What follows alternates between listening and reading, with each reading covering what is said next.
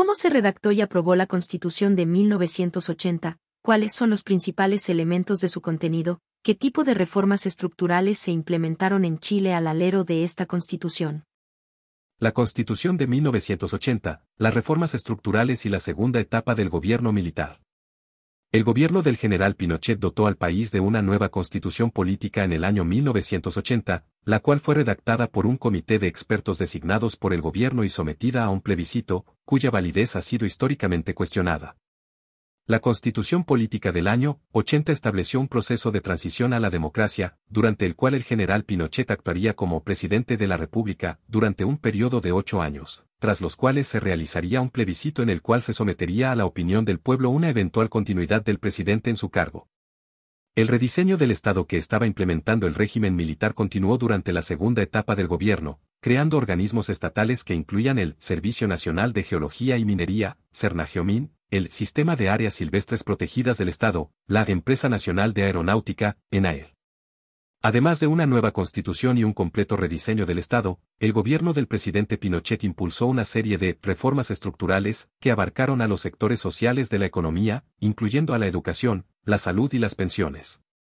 En materia educativa, el elemento más estructural de la reforma fue el traspaso a la administración de los establecimientos educativos escolares a los municipios, descomprimiendo la gran carga de trabajo que por esos años tenía el Ministerio de Educación, Mineduc, buscando generar una mayor diversidad en la oferta educativa y establecer los incentivos para promover una mayor asistencia a clases por parte de los alumnos en todo el país. En cuanto a las pensiones, el gobierno del presidente Pinochet aglutinó las funciones que realizaban numerosas cajas de previsión en un Instituto de Normalización Privich en el INP. De esta manera, todos los empleados cotizarían sus ahorros Privichenels a través de una misma institución y de acuerdo con unas mismas normas, superando el periodo en que cada rama de la industria negociaba sus propias pensiones de acuerdo con su respectivo poder de negociación.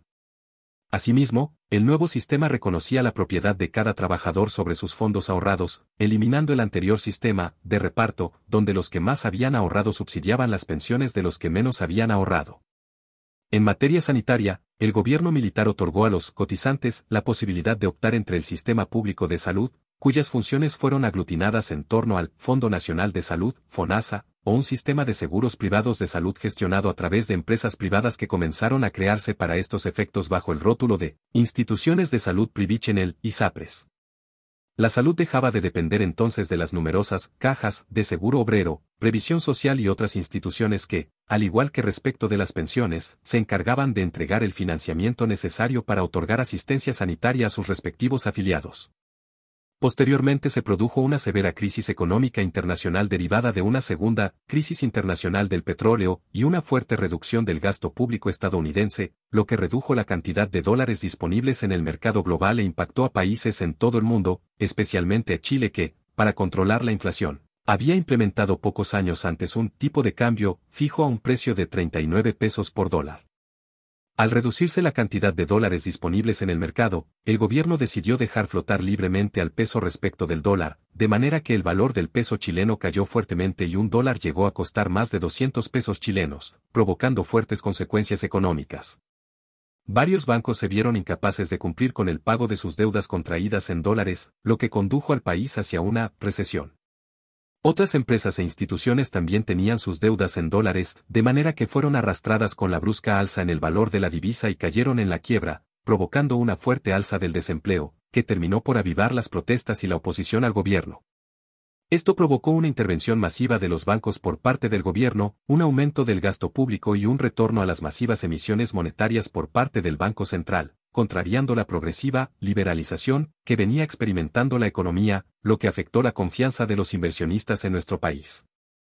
Con todo, bajo la influencia de un grupo de jóvenes economistas educados en la Universidad de Chicago, el gobierno del presidente Pinochet privatizó empresas estatales y sectores completos de la economía, recortó programas sociales ineficientes, licitó la exploración y explotación de yacimientos mineros a empresas privadas chilenas o extranjeras, atrajo inversión extranjera, fomentó las exportaciones y logró que, tras la crisis bancaria, la economía chilena volviera a crecer rápidamente.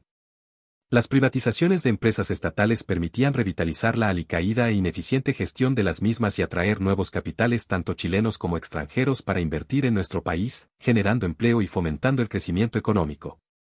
Algunas de las empresas estatales que se privatizaron durante este periodo fueron Chilectra y ANSA, Telex, que se desprendió del anterior, Servicio de Correos y Telégrafos del Estado, Saesa, Gasco, LAN, Lovalledor, Entel, CTC, Endesa, entre otras. Los vaivenes económicos vividos a comienzos de los años 80 provocaban que, en pocos años, algunos de los más grandes grupos económicos del país cayeran fuertemente, tal como le sucedió al Grupo Cruzat Larraín, mientras que nuevos y pujantes grupos emergentes cimentaban las bases sobre las que se construían las fortunas del futuro, incluyendo algunas tales como las fortunas del Grupo Luxic y del Grupo Angelini. La situación económica se mantuvo crítica hasta la llegada de un joven economista llamado Hernán Buchíbac al cargo de ministro de Hacienda. Hernán Buchí volvió a reducir el gasto público a través de una política de austeridad fiscal, destinada a promover el retorno de la confianza de los inversionistas y, con ello, la inversión. Adicionalmente, el ministro Buchí implementó un inteligente mecanismo destinado a reemplazar la deuda externa por inversión extranjera, y buscó convertir a las exportaciones en la fuerza motriz del desarrollo chileno mediante nuevas reducciones arancelarias y un aumento del tipo de cambio. El plan de Buchí resultó exitoso y pronto retornó el crecimiento económico acompañado de un progreso social sin precedentes en la historia de nuestro país, aumentando la esperanza de vida, erradicando la desnutrición infantil y reduciendo fuertemente la mortalidad infantil, disminuyendo fuertemente el analfabetismo, creciendo la cobertura de agua potable y mejorando el acceso por parte de la población a los medios de comunicación, a los aparatos electrodomésticos y a otros bienes de consumo masivo. Paralelamente comenzó un camino de sostenida reducción de la pobreza. La producción de alimentos continuó incrementándose en el país a partir del exitoso negocio de la producción de salmones a través de la actividad de la acuicultura. Por su parte, la fruticultura continuaba desarrollándose fuertemente aprovechando las ventajas derivadas de la mayor apertura comercial de Chile a nivel internacional, además de las ventajas de producir en contraestación, que otorga la posibilidad de llegar con fruta fresca a los exigentes y atractivos mercados de consumo del hemisferio norte, cuando ellos se encuentran en invierno y, por lo tanto, carentes de frutas producidas en sus respectivos países.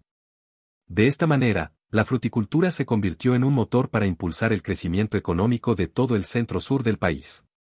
Culturalmente, nuestro país fue testigo de las hazañas del extraordinario jinete Ramón Cardemil Moraga, destacado como uno de los principales exponentes históricos del rodeo chileno. En el fútbol, después de 20 años comenzaban a cosecharse nuevamente algunos logros internacionales, destacando las brillantes actuaciones que el Nobel Club Nortino Cobreloa sostuvo en la Copa Libertadores de América. Después de 50 años, el automovilismo nacional lograba contar con una nueva figura de talla internacional, esta vez era un joven piloto llamado Eliseo Salazar Valenzuela quien lograba competir en los principales torneos del automovilismo internacional. Por su parte, los escritores de novelas nacionales Isabel Allende y Luis Sepúlveda salían al mundo y se convertían en superventas. La ciudad de Santiago continuaba extendiendo indefinidamente sus fronteras, consumiendo algunas de las mejores tierras de cultivo del país para recibir a grandes cantidades de personas que llegaban a residir en comunas tales como La Florida, Pudahuel y Pirque. El teleférico de Santiago entregaba nuevas alternativas de esparcimiento a la población capitalina, mientras que, en el sur, la ciudad de Concepción también estaba creciendo rápidamente para conurbarse con la ciudad puerto de Talcahuano y formar la llamada Gran Concepción.